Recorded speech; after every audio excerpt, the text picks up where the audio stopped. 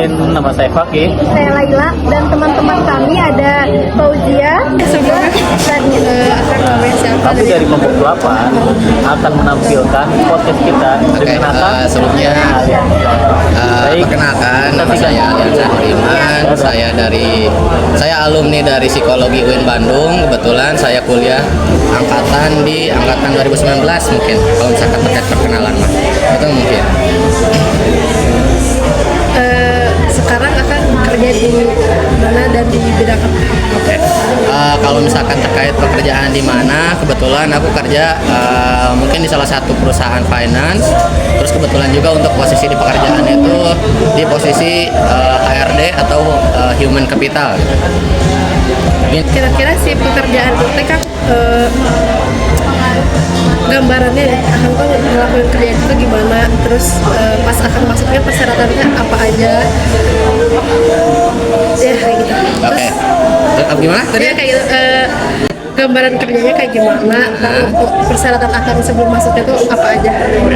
Jadi kalau misalkan terkait kalau misalkan terkait gambaran kerjanya seperti apa, tentu kalau misalkan berbicara terkait HRD itu kan pemberdayaan sumber daya manusia lah ya, katakan kayak gitu. Maksudnya pemberdayaan sumber daya manusia itu kan dimulai daripada kita melakukan perekrutan, terus kita juga melakukan upaya onboarding, terus kita juga melakukan upaya perjanjian kontrak kerja dan lain sebagainya, hingga pada akhirnya ya katakanlah itu udah proses rekrutmen end to end lah gitu. Terus kalau misalkan terkait masuk gitu ya, katakan masuk ke perusahaan ini, pertama mungkin apply lah ya tentu. Terus kedua setelah apply mungkin katakanlah dapat ya panggilan, terus kita juga melakukan proses interview pertama dengan dengan user. Setelah user, mungkin dari usernya juga tertarik dengan kualifikasi saya, hingga pada akhirnya saya dibutuhkan gitu ya. Ya mungkin kalau misalkan terkait masuknya ya kayak gitu. Itu paling Mbak siapa? Mbak Zia ya. Soalnya nggak diperkenalkan dari awalnya gitu. Jadi saya yang kenalan ini. Ya, terus mungkin ada lagi? Kalau dari segi tantangan sama benefitnya dari pekerjaan yang kamu lagi kerjain sekarang, Kalau misalkan terkait tantangan, sebenarnya mah tantangannya kayak gimana dulu? Tantangan saya secara personal ataukah tantangan dalam kerjaannya? dalam kerjaannya? Kalau misalkan dalam kerjaan sebenarnya mah nggak ada tantangan tertentu ya, selama kita bekerja sesuai dengan SOP-nya, selama kita bekerja secara profesional, dan selama kita bekerja bekerja sesuai dengan kebutuhan perusahaan lah gitu ya. Terus apalagi tadi tantangannya? Iya, benefit. Sama benefit. Oke. Kalau misalkan terkait benefit mah ya tentu ini berbicara nominal uang gitu. Ya adalah gitunya UMR Bandung. Terus selain daripada UMR Bandung juga ada di cover BPJS Kesehatan dan juga Ketenagakerjaan. Terus ketiga ada juga tunjangan hari raya, dan keempat juga tentu kalau misalkan berbicara terkait benefit, kita nggak melulu kita juga di posisi yang sama ya. Maksudnya di posisi yang sama tuh artinya kita nggak selamanya pasti di stuck kan kayak gitu ya. Jadi ya aku rasa pasti ada jenjang karir gitu. Mungkin kalau misalkan terkait benefit mah ya demikian. Gitu. Ada lagi mungkin? Teh. Jadi pengalaman akan selama menjadi mahasiswa psikologi gimana sih? Selama psikologi? Iya. Pengalaman perkuliahan, pengalaman kehidupan, atau pengalaman apa? Perkuliahan. Kalau misalkan selama perkuliahan, tentu ya aku mungkin salah satu generasi yang pertama itu masuk secara offline, terus kedua mungkin dihadapi dengan tantangan secara global lah gitu, katakan tantangan COVID-19. Nggak, pada akhirnya kita dirumahkan, belajar di rumah, belajar secara dalam jaringan. Terus dalam jaringan di semester kelima kita juga mulai transisi dari COVID menuju ke kelas langsung. Tentu kalau misalkan berbicara terkait tantangan ataupun selama pengalaman perkuliahan, aku rasa perlu banyak hal yang perlu diadaptasi secara ekstra lah gitunya, ataupun effort dari adaptasinya itu perlu lebih lah gitunya. Karena pertama mungkin kita mengalami secara langsung lapangan gitu ya, kita belajar tatap muka langsung dengan dosen, kita bertemu dengan teman-teman, kita melaksanakan kegiatan aktivitas kampus secara lapangan gitu ya. Terus pada akhirnya kita dirumahkan, kita harus menyesuaikan dengan pola kehidupan yang baru, yang tadinya kita pulang dari kuliah capek, kita tidur, besoknya bangun gitunya harus kuliah lagi gitunya secara offline. Terus kalau misalkan dalam keadaan online kan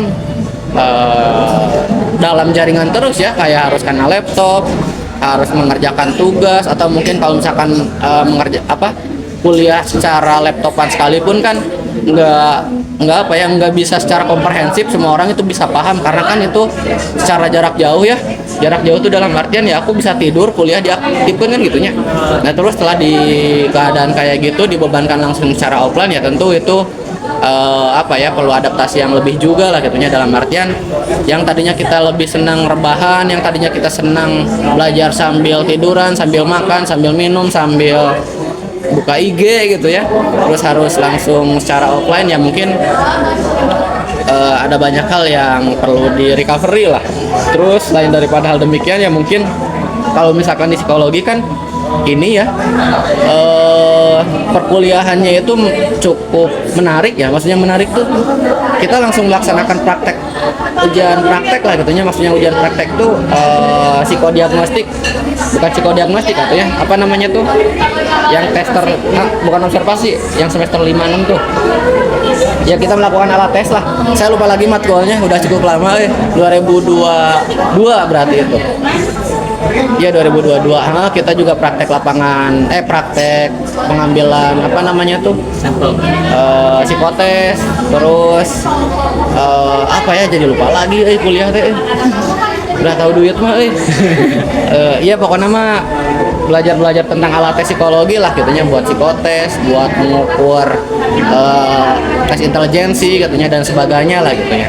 Ya mungkin kalau misalkan selama pengalaman kuliahan mah sama secara kuliah ya mungkin kayak gitu sih.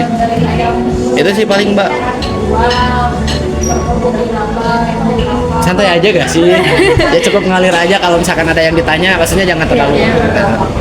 Udah. Ya. Ada lagi Kang, kalau misalkan dari studi psikologinya gimana untuk membekali Akang sekarang di pekerjaan? Oke. Kalau misalkan terkait studi psikologi, tentunya kalau misalkan berbicara psikologi itu ada banyak-banyak patron ataupun banyak-banyak kajian teoritisnya gitunya. Ada yang membahas terkait psikologi sosial, ada yang membahas terkait psikologi pendidikan, ada yang klinis, dan juga ada yang psikologi industri dan organisasi lah gitunya. Nah kebetulan selama perkuliahan aku itu concern di PIO ya. Dari semester 5 ngambil peminatan itu analisis jabatan, terus kedua behavioral event interview, terus ya intinya kebanyakannya itu fokus di PIO. Terus kalau misalkan berbicara terkait bekal lah gitu ya, bekal awal, kenapa bekal awal dari perkuliahan hingga pada akhirnya jenjang karir ataupun pada saat posisi sekarang jadi HRD sekalipun, aku rasa selama perkuliahan juga rasanya bermanfaat, bukan bermanfaat ya, berimpactful lah gitunya untuk di masa sekarang bisa perkuliah gitunya. Maksudnya apa? Maksudnya gini. Jadi selama kita perkuliahan concern dalam PIO gitunya, ya adalah banyak metode-metode bagaimana caranya kita melakukan manajemen SDM, itu satu. Terus kedua, gitunya bagaimana caranya kita bisa membaca terkait KPI ataupun Key Performance Indicator. Terus ketiga, kita juga diajarkan bagaimana caranya kita melakukan objektifikasi daripada hasil interview pertama. Yang artinya kan gini ya, kalau misalkan HRD itu kan concern fokusnya itu terkait pemenuhan sumber daya manusia ya. Katakanlah itu adalah MPP gitu, kalau misalkan dalam perusahaan tuh MPP itu kan manpower planning ya. Setiap perusahaan itu ada MPP-nya, ya pada akhirnya setiap MPP-nya kita jangan sampai salah memasukkan manusia kan ya gitu ya. Jadi tentu perkenalan kita itu dengan interview lah gitunya. Maksudnya kan dalam interview itu juga bisa dikatakan bias juga ya. Maksudnya bias itu kayak gini loh. Setiap manusia itu bisa dimanipulasi dengan cara dia gaya komunikasinya gitu. Maksudnya gaya komunikasi kayak gini loh. Sebelum kita melakukan, katakanlah aku sebagai kandidat yang mau bekerja dalam satu perusahaan, ya kita berarti otomatis bakalan mempelajari bagaimana caranya alur interview, pertanyaan apa yang muncul dan sebagainya lah gitunya. Hingga pada akhirnya pertanyaan-pertanyaan demikian itu tidak sesuai dengan kita sendiri. Artinya ada hal yang dipelajari yang itu tuh orang lain, bukan dianya sendiri, hingga pada akhirnya itu bisa bias. Nah makanya perlu adanya interview secara objektifikasi, katanya perlu diobjektifikasi lagi terkait karakternya, katanya entah itu karakternya mungkin pemalas, tapi ketika di interview dia menggebu pengen kerja, kan kita nggak tahu ya. Nah artinya perlu ada mata kuliah yang kemudian itu bisa didefinisikan secara rinci, secara komprehensif, secara khusus terkait pembacaan setiap karakter manusia, mungkin kayak gitu. Itu paling. Terus tips atau saran untuk kita sebagai mahasiswa psikologi, khususnya untuk mengembangkan diri dan pencapaian karir yang dibutuhkan. Kalau misalkan berbicara terkait pencapaian karir tentu beda-beda ya, katanya ada yang pengen di S2, ada yang pengen jadi HRD, ada yang pengen jadi psikolog ataupun dan sebagainya lah gitunya. Nah kalau misalkan berbicara terkait tips, mungkin di tips aku mah aku rasa kita perlu concern dengan psikologi industri dan organisasi lah gitunya. Kenapa? Maksudnya bukan bekal lah, gitu katakan itu modal awal lah gitunya. Modal awal bagaimana caranya kita bisa melanglang buana ataupun bercakrawala lah gitunya terkait psikologi gitunya, terkait dunia HRD lah, terkait dunia industri lah. Nah, aku rasa kalau misalkan berbicara terkait tips, ya belajar yang benar lah gitunya, itu satu. Terus kedua, ya aku rasa ini di luar dari mata kuliah gitunya, tapi kita bisa mengaplikasikannya secara masing-masing. Kita sering banyak ngobrol, sering banyak komunikasi dengan orang-orang lain gitunya. Artinya kalau misalkan berbicara dengan orang-orang lain, ya aneh lah rasanya kalau misalkan orang-orang psikologi bukan punya karakter judgmental kan gitu ya. Nah kita di psikologi kan diajarkan untuk bisa melakukan probing lah gitunya. Upaya probing itu apa tujuannya itu adalah untuk bisa mengobjektifikasi hasil daripada obrolan sebelumnya kan gitu ya. Kayak misalkan kenapa kita harus bersosialisasi dengan orang, karena semakin banyak kita bersosialisasi semakin kita bisa terasah ataupun terampil dalam cara komunikasi. Itu satu. Terus kedua, kita juga punya pengalaman baru gitu ya. Karena setiap pertemuan itu kan ya katakanlah kalau misalkan bahasa romantis Gen Z tuh, setiap orang yang dipertemukan itu adalah guru kan ya. Dan aku juga mengaminkan hal demikian gitunya. Ya mungkin aku ketemu sama Akang Teteh gitunya, berbicara terkait sekarang sharing untuk podcast, ya aku rasa ada banyak hal yang aku pelajari dari Teteh dan mungkin sedikitnya juga ada yang dipelajari dari omongan aku gitunya buat Teteh. Nah makanya jangan sampai kayak sulit untuk berkomunikasi dengan masyarakat umum lah gitunya. Karena itu modal utama bagaimana caranya kita bisa mendeskripsikan karakter setiap manusia gitu. Terus ketiga gitunya, yang mungkin pertama belajar yang benar, kedua melakukan bersosialisasi dengan masyarakat, terus ketiga perlu kita adanya satu lingkungan yang kemudian itu menumbuhkan kita secara pribadi. Maksudnya lingkungan yang menumbuhkan secara pribadi itu kayak gini loh. Aneh nggak sih rasanya kita bisa tumbuh dengan orang yang ternyata tidak pernah mendiskusikan satu isu ataupun satu problema. Kita nggak bakalan tumbuh kan ya, karena yang kita obrolin itu aja gitu ya. Contohnya gini deh, contoh sederhananya, kalau misalkan kita hidup dalam ruang-ruang gosip lah gitu katakan, ya mungkin kita melakukan upaya pembacaan karakter gitu ya. Tapi kalau misalkan kita terhegemoni di sana ataupun terdoktrinasi di sana, ya apa yang perlu kita majukan kan gitu ya. Kita tidak belajar banyak hal, tapi kita menambah banyak dosa kan gitu ya. Ya artinya perlu ada lingkungan-lingkungan yang kemudian itu menumbuhkan kita lah gitu ya. Contohnya apa? Contohnya kayak misalkan berorganisasi gitu ya. Kayak berorganisasi dengan di intra lah ataupun di ekstra lah, ya tentu gitu ya. Hal demikian itu akan menumbuhkan kita lah gitu ya. Ya mungkin kalau misalkan terkait tips and triknya, aku selama psikologi ya kayak gitu sih. Kalau misalkan terkait tips and trik untuk masuk perusahaan, sebenarnya ada hal lain juga. Itu sih beda lagi gitu tuh. Gimana tuh? Mana? Oke. Kalau misalkan terkait masuk tips and trik masuk perusahaan, aku rasa gini loh. Susah rasanya kalau misalkan kita selama kuliah tidak teraktivasi dalam satu organisasi ataupun tidak terlibat jadi relawan lah gitu ya katakan. Relawan dengan CV seada-adanya, HRD bakal lirik mau. Ya kan ya? Ya aku rasa ternyata kehidupan selama kuliah banyak hal yang perlu kita eksplor kan gitu ya. Banyak hal yang perlu kita ketahui dan banyak hal yang perlu kita jamak lah gitu ya. Maksudnya jamak itu kayak gitu. Aku rasa selama perkuliahan, selama hidup dalam keadaan dimana kita bisa mencoba gitu ya, itu perlu kita coba loh. Dan aku rasa lingkup kerja pun bakalan yang digalinya tuh hal yang kayak gitu.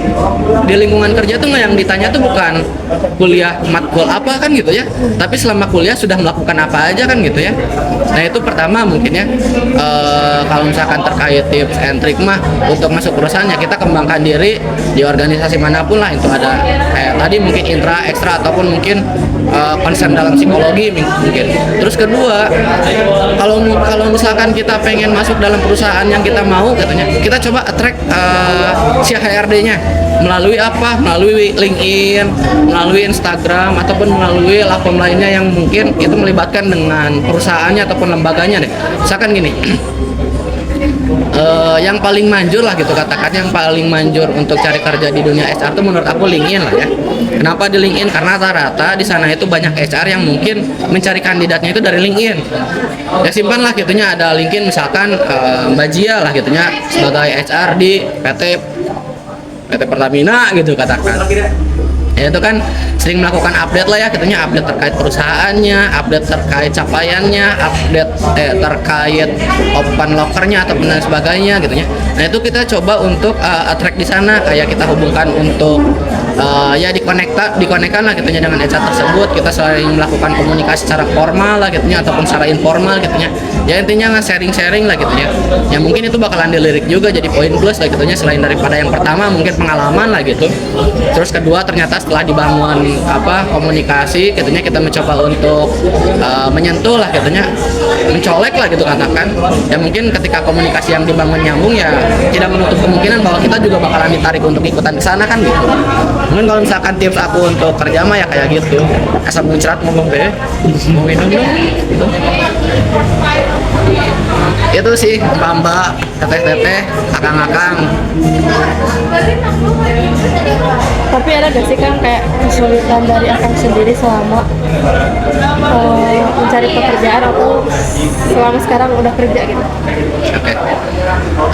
Kesulitan selama bekerjaan sama kesulitan mencari kerja sama pas udah kerja. Oke.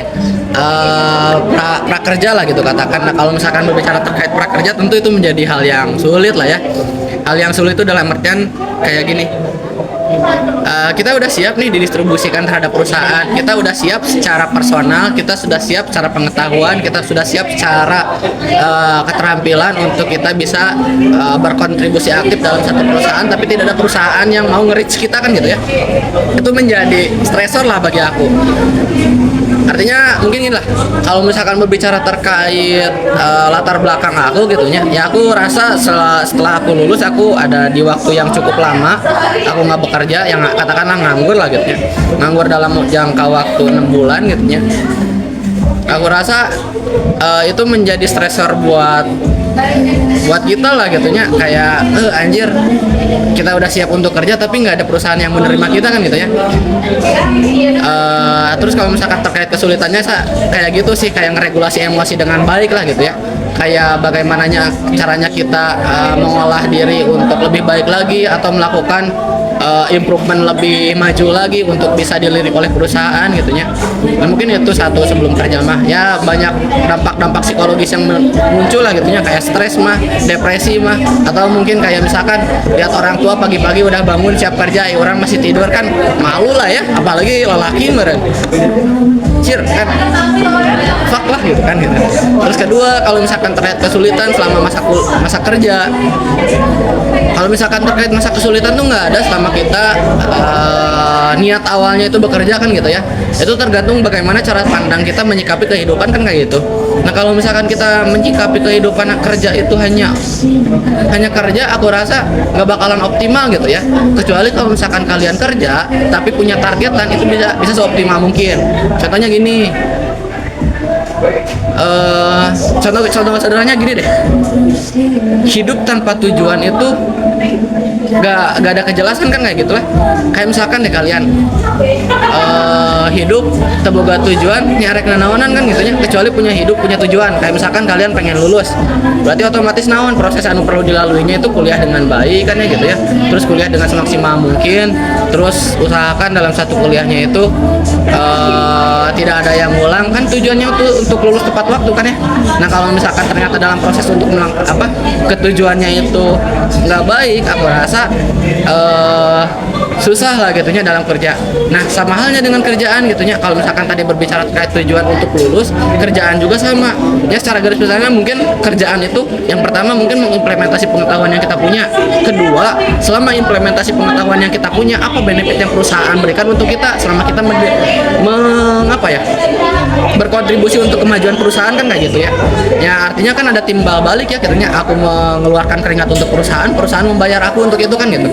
Nah artinya perlu ada tujuan di sana tuh. Nah selain daripada hal demikian ya tujuannya ya satu mungkinnya untuk membahagiakan orang tua kan gitunya. Nah artinya kalau misalkan pengen bahagia orang tua ya kita juga harus jadi orang yang ya katakanlah kita bisa membahagiakan diri sendiri lah gitu. Mungkin kayak gitu sih Mbak Jia. Kalau ini mah pertanyaan aku pribadi ya kan. Boleh. Kalau misalkan kan kata orang tuh kalau sekarang tuh personal branding itu penting untuk ya untuk apapun lah, untuk nah kalau misalkan pada saat dunia kerja itu tuh si perusahaan tuh ngeliat gak sih ke sosial media kita atau dari LinkedIn tadi kayak gitu. Jadi menurut aku si personal branding itu sebenarnya penting atau enggak? Nah kalau misalkan terkait personal branding itu penting karena gini loh, HR itu nggak lihat apa namanya tuh, HR itu nggak tahu orangnya tuh secara langsung, tapi bakalan nge-profiling dulu. Kayak misalkan di CV-nya itu ada apa namanya tuh, ada LinkedIn-nya, ada Instagram-nya, ataupun mungkin kontak lainnya lah gitu yang berhubungan dengan sosial media. Kita tuh perlu cross check dulu. Kayak misalkan di Instagram-nya gitu ya, dilihat gitu ya, oh ternyata ini di sorotannya itu aktivasi kegiatan di kampusnya itu maju, seru, menyenangkan ataupun gimana lah gitu ya. Kita akan mencoba untuk nge-reach dia jadinya, kayak misalkan ternyata dia udah udah input CV ke kita udah lihat CV-nya, gitu, di pengalamannya oke, terus dilihat dari personal branding dalam sosial medianya menarik, ya kita juga pengen kenalan lebih jauh kan kayak gitu. Jadi menurut aku personal branding itu penting gitu ya. Pentingnya itu ya karena yang bakalan kita itu bakalan kenal sama orang, tapi kita itu perlu lihat dulu kegiatannya orang itu tersebut tuh ngapain aja gitu. Menurut aku penting gitu.